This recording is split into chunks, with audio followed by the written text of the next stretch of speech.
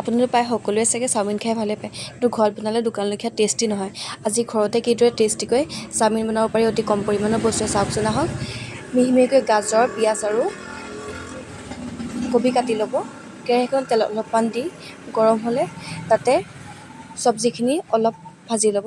ভাজি লোৱাৰ পিছত সিজাই থোৱা চাওমিনখিনি দি দিব, লগতে চয়া চচ, চিলি চচ আৰু নিমখ, লগতে জালুকৰ গুড়ি অলপমান দি সেইখিনি ভালদৰে লৰাই ল'ব আৰু অলপমান ভাজি দিব। ভাজি দিয়াৰ পিছত এয়া ৰেডিয়ে হ'ল চাওমিন।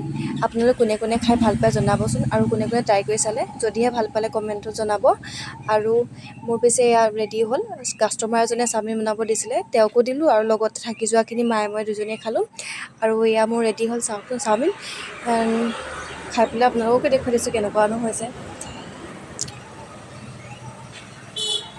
আৰু যদি আপোনালোকে খাওঁ বুলি ভাবে তেনেহ'লে মোৰ দোকানলৈ আহিব।